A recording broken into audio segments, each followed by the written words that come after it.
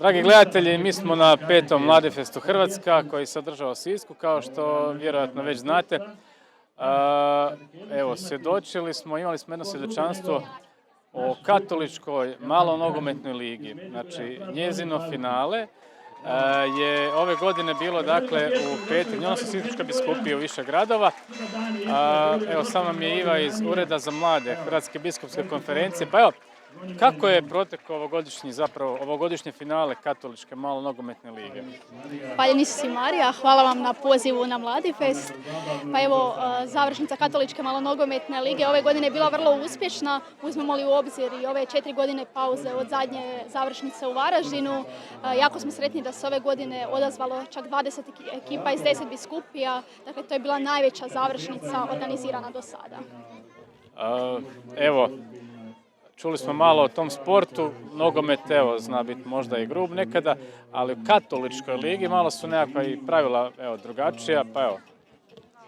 Tako je, mi nekako uvijek promičemo taj katolički duh, pa tako imamo i svoja pravila u katoličkoj malonogometnoj ligi. Ono možda i nekako najstrože na koje se naši dečki ponekad ljute jer u žaru borbe, nažalost nekad i neka psovka na dečkima pobjegne, ali evo imamo to pravilo da svaku psovku kažnjavamo sa 2 minute van igre.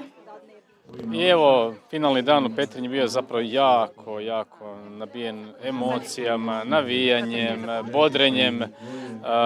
I evo, pobjedila je Župa iz Stolca. Oni su zapravo više godina pobjedili, evo, što svjedoči zapravo jednom interesu za nogomet i nekakvoj kontinuiranosti, da to zapravo traje.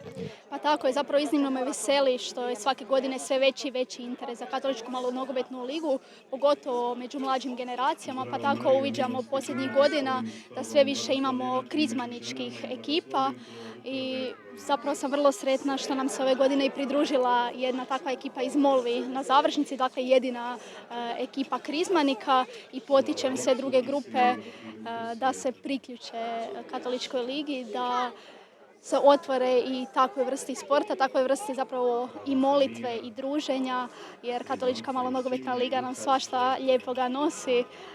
Zapravo veseli me čuti da ove godine imamo jedan par, jedna ljubav se rodila u katoličkoj malonogometnoj ligi, to upravo nakon završnice u Sisku.